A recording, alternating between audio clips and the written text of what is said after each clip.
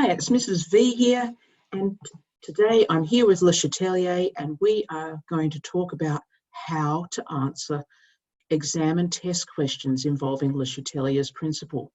So this is part one, where we're going to look at concentration changes. So let's get our whiteboard on and get started.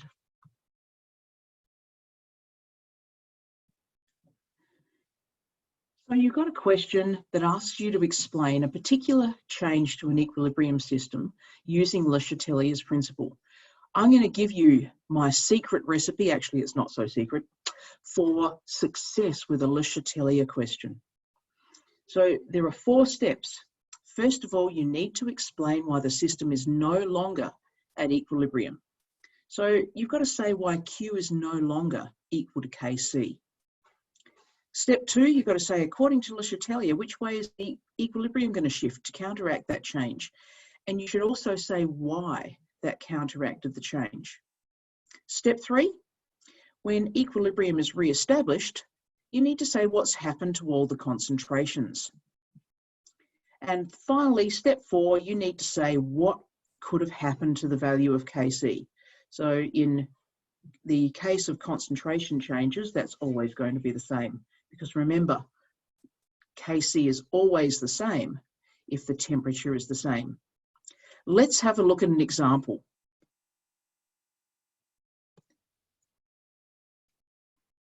So in this example, we're back to our general A plus B in equilibrium with C equilibrium. And we want to look at the effect of adding C. Well, the first thing we've got to do is say why the system's no longer at equilibrium. So we've increased the concentration of C. So if we come over here to our working column, if the concentration of C is increased, then Q will now be greater than Kc. So we say it causes Q to be greater than Kc. And the system is not at equilibrium anymore if Q does not equal Kc. So what's going to happen? You've added some C. How are we going to counteract that change? Well, we need to get rid of some of that extra C that's been added. So the way that's going to happen is that this position of equilibrium is going to have to go use up some C and make more A and B. And what's going to happen then is that's going to keep going until that ratio, concentration of C over concentration of A times concentration of B, until that Q is back equal to Kc. So according to Le Chatelier, I like to refer to Le Chatelier here by his gangster name of LC. You can write Le Chatelier, you can call him Le Chat if you like, but the position of equilibrium is going to move to the left. And that's going to counteract the increased concentration of C. How? Because it's going to use up C. Now, if the position of equilibrium is moving over to the left, then after the initial increase of C, C is then going to decrease again. So the C is going to decrease after its initial increase because you're using it up. But when you use up C, you're going to make more A and B, which means that the concentration of A is going to increase and the concentration of B is going to increase. And your Kc value is going, in the new equilibrium, is going to be the same as it was in the old equilibrium. Now, often you're asked to draw a concentration time graph to show what's going on in that. So we'll have a look at how we do that now. We start with all of the concentrations remaining constant because it's at equilibrium. So A is constant, B is constant, and C is constant. What did we do? We added some C. Now, when you add something, its concentration increases immediately. So that will mean that at that point where we added it, the concentration of C vertically increases. You injected some in, straight away the concentration is greater. Then the concentration is going to fall, and eventually it's going to get back to equilibrium. So I'm going to pick a point. One thing to say is it's never going to get back to its old concentration. So it should always reach equilibrium just that little bit above where it was. I'm going to try and use my ruler. Let's see how this works. So I'm going to make sure it, whoops, somehow I've turned the rubber on. Okay, so I'm going to make sure it comes back to equilibrium above where it was. And I'm going to draw a nice reaction rate curve. At least I hope I'm going to draw a nice reaction rate curve to show the concentration of C decreasing. Now the concentration of A and B will increase, and they need to come back to equilibrium at the same time. The other thing is that the mole ratio of 1 to 1 means that if the concentration of C is decreasing by X, or 3 squares on the graph, then the concentration of B has to increase by 3 squares on the graph. Or if you didn't have graph paper, you would just write X. And the concentration of A, because you've got a 1 to 1 mole ratio, also has to change by 3. So always the change must happen within the mole ratio. Equilibrium's coming back at this point. I'm going to draw a nice reaction rate curve. Equilibrium, notice that if C goes down, A and B go up in their concentrations because they're on opposite sides of the equation to C. And then we show the system back at equilibrium, the concentrations stabilizing again. So that's your concentration time graph. So things to notice in our concentration time graph. Firstly, A, B, and C change.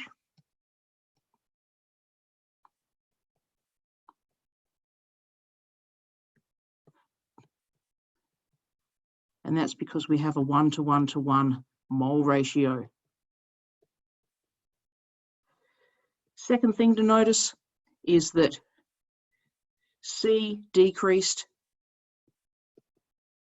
A and B increased because they're on opposite sides of the equation.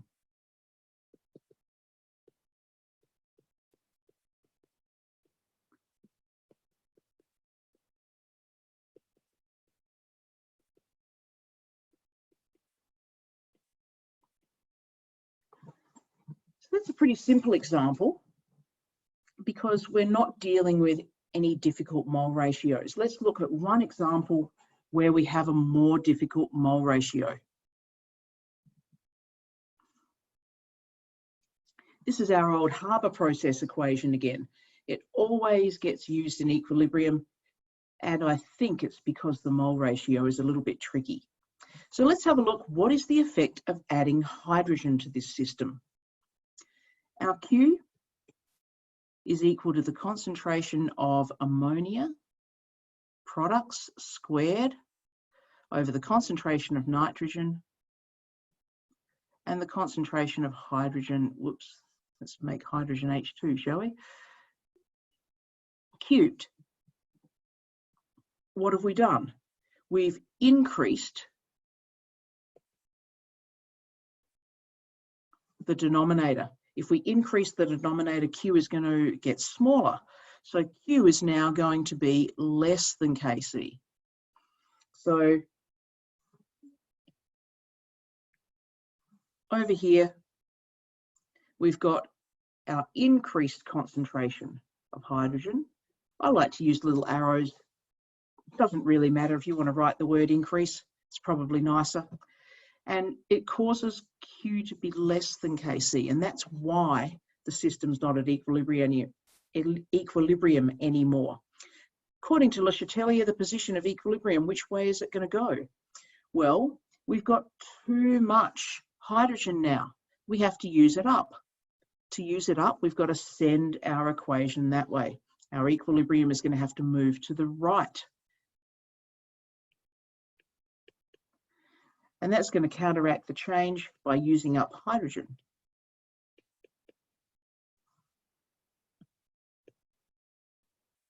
When we re-establish our equilibrium, after its initial increase, hydrogen is now going to decrease because it's getting used up after it was initially increasing because we added some.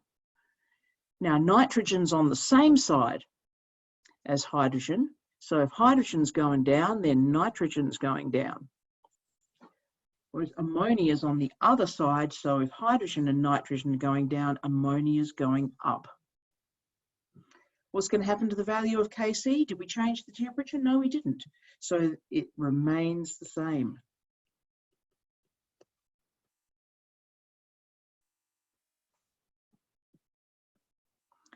Let's look at the concentration time graph for this one.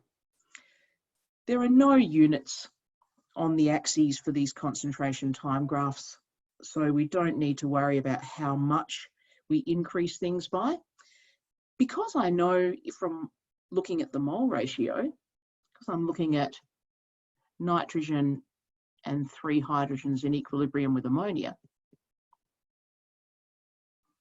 what I'm going to do is I know I'm going to be changing hydrogen by 3 and ammonia by 2 and nitrogen by 1 in my mole ratio on my graph. So when I increase hydrogen, I'm going to make it easy for myself. I'm going to increase it by 4 squares. That way I can come down 3.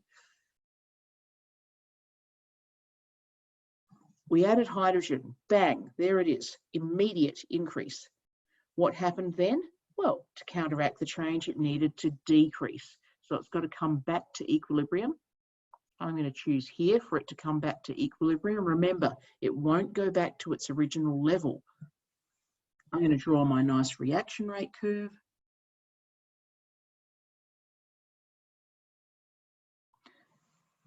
And I'm going to make sure then that my graph is flat again when the system comes back to equilibrium. Now, if hydrogen came down by 3, the mole ratio says nitrogen must come down by 1. It's still got to come back to equilibrium at the same place though. And this is going to be a tricky reaction rate curve to draw. I've got to flatten that out so that it only comes back to equilibrium at that point. What about ammonia on the other side? Its mole ratio is 2. So if the hydrogen came down by 3, the ammonia is going to move by 2, but it's on the other side of the equation. It's going to increase by 2. Draw a nice reaction rate curve. Bring the concentration back to level. There is our concentration time graph showing those changes. That's all for today. I'm going to see you in part 2 of this video when we are going to talk about pressure changes for gases.